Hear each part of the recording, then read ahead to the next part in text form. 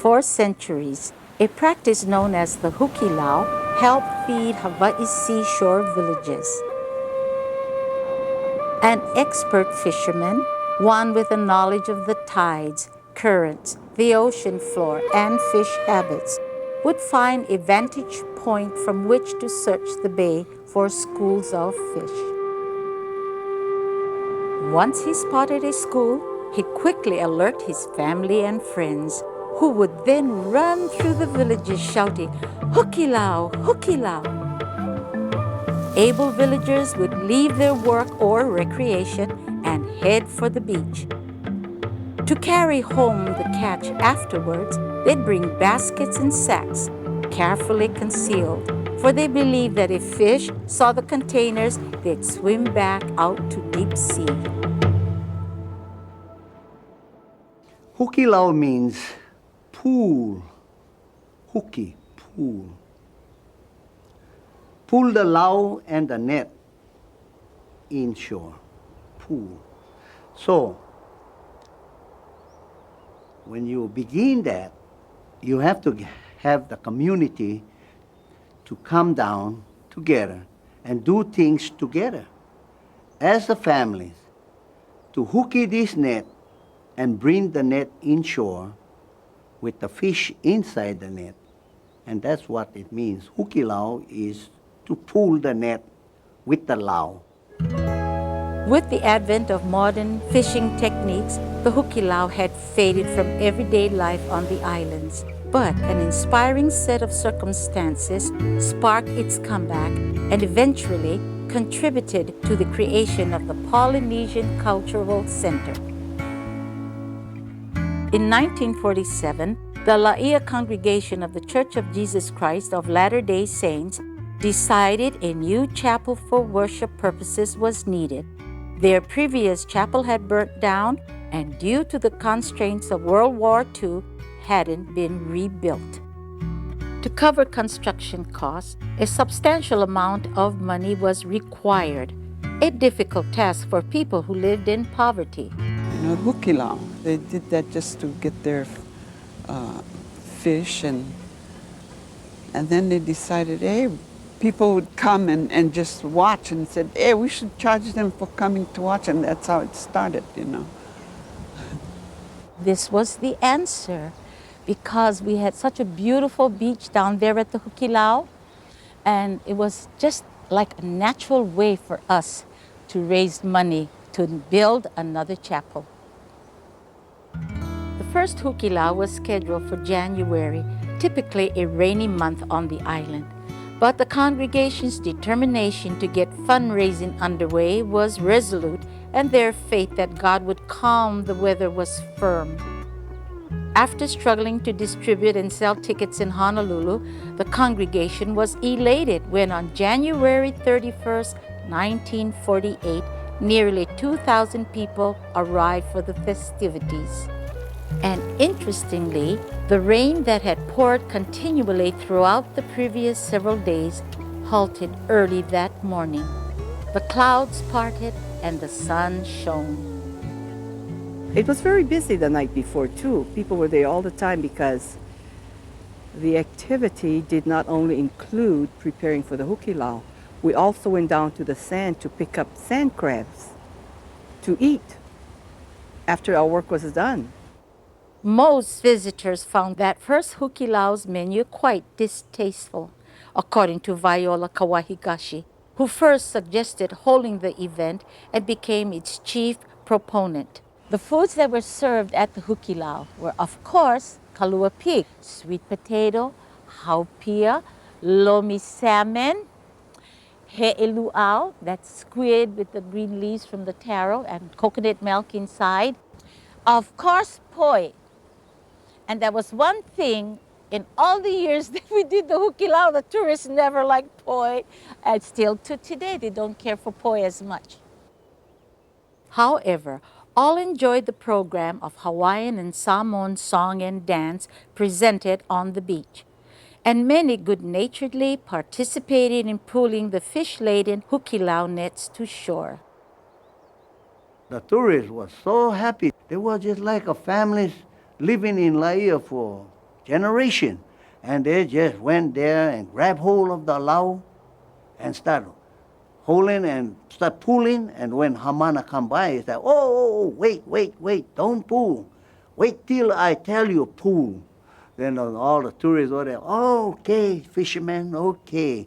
So they stand by, and suddenly after that, when Hamana said, hooky, they all standing, they didn't know what hooky means. So Hamana explained to them, hooky means pull, pull. They enjoyed so much to be able to pull that net in. And when they saw the fish, they were more excited than anything. It was really one of the nicest things about our luau, that Hukilau. We had this one group that was called the Makua group, and they were the older Hawaiian women. And they sat on the ground and they'd do a song, and every verse they'd use a different implement.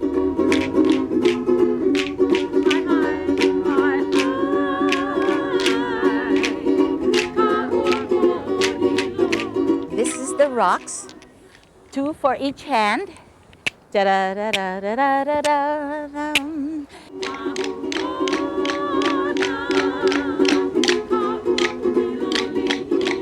Now this is called kala'au, and it nani ka valalai lalai lai kuaivi nani a lahai lalai lai. That's just how we do it. Da da da da da da tam ta ta ta ta. The uli uli. Da da da da da da dum da da da.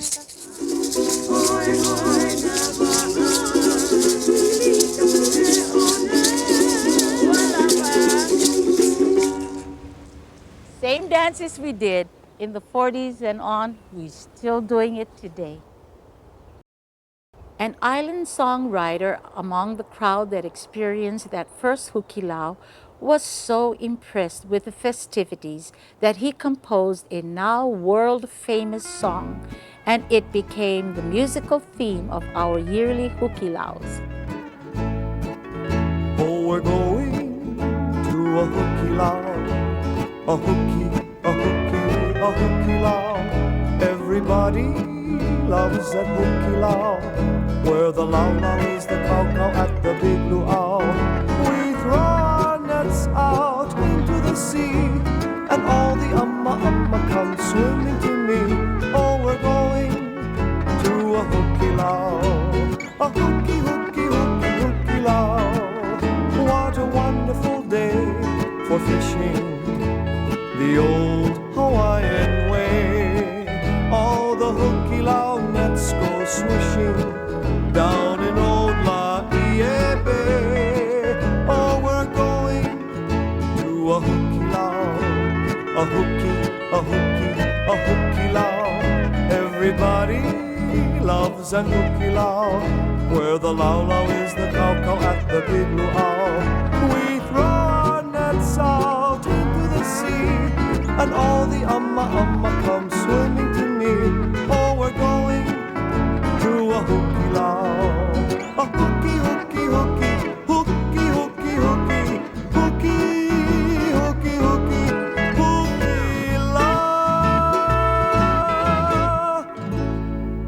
There is no director to say, stop, you're doing it wrong, go back, or something like that. It was just a continuity of who we were and how we lived, and that's how we entertained.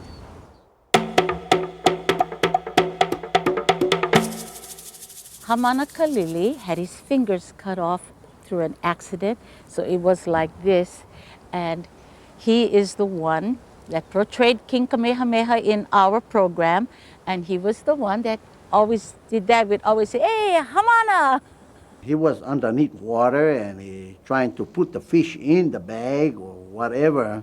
And the shark came by while the fish is in his hand. The shark bite the fish and bite his hand and bite his finger off. And that's what the story was. So he didn't get no finger right in half. So his fingers came like that. And then that's how the second sign came in from Laie, and that's from Hamana Kalili. As Viola Kawahigashi reviewed the collected funds of that first Hukilau, she recalled offering a silent prayer. Thank thee, Heavenly Father, thou hast carried us through this day. Thank thee for the multitude who came, and thank thee for the first sunny day of January. It took us years to raise the money. And when they finally told us that we had raised enough money, we had a lot of happiness, a lot of joy.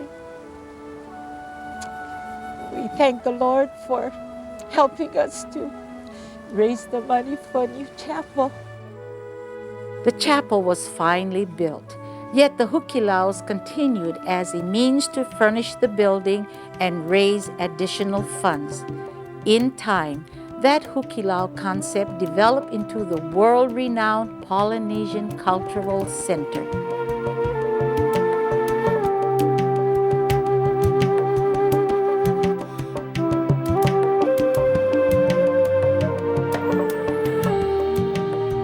The 42-acre center showcases the traditions, history, and hospitality of 7 South Pacific cultures. Fiji! Marquesas, Tahiti! Tonga, Hawaii! Samoa! Aotearoa! The Polynesian Cultural Center, Hawaii's #1 paid visitor attraction, hosting nearly 1 million people per year and over 26 million since 1963, is widely regarded as the world's most successful cultural theme attraction. In the villages representing these 7 island cultures, ancient customs continue much to the delight of those numerous visitors. Natives make cloth by pounding bark, jewelry out of leaves, stories with their hands, buildings without nails, and messages with drums.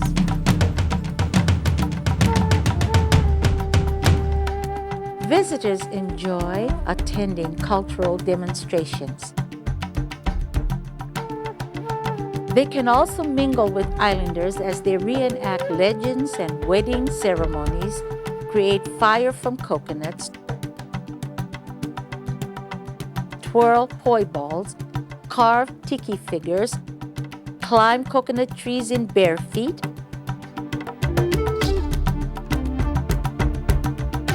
and recreate the royal ceremony of early luau's, including the traditional custom of roasting a pig in an imu, the Hawaiian word for underground oven. In short, many of the same activities that occurred at Laie's original Hukilaus are still presented in the Polynesian Cultural Center every day. Music, especially native drumming, is experienced firsthand. The intriguing history of ancient transoceanic navigation is detailed as well. In return for their participation at the center, student performers and employees receive scholarships and financial aid from the adjacent Hawaii campus of Brigham Young University. Without it, in many cases, a college education would not be possible. I get an education that I cannot get in Tahiti, for example. And you don't only just learn about the cultures of Polynesia, but you also learn about other cultures. And that's one benefit of attending BYU. Nearly 30,000 BYU Hawaii students from over 60 nations have helped finance their college education while working at the center. Besides the approximately 700 student employees, the PCC boasts nearly 300 full-time employees.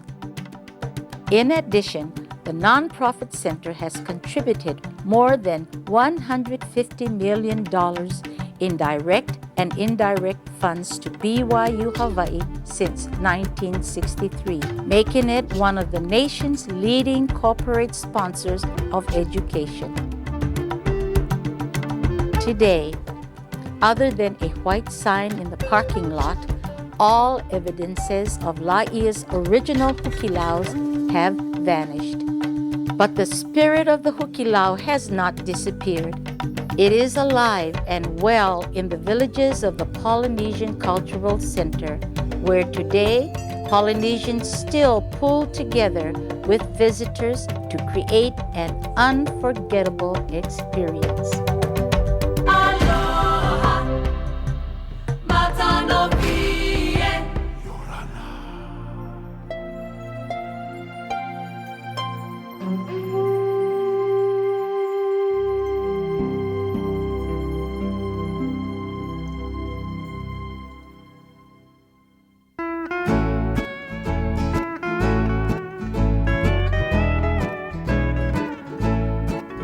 Oh, we're going to a Hukilau, a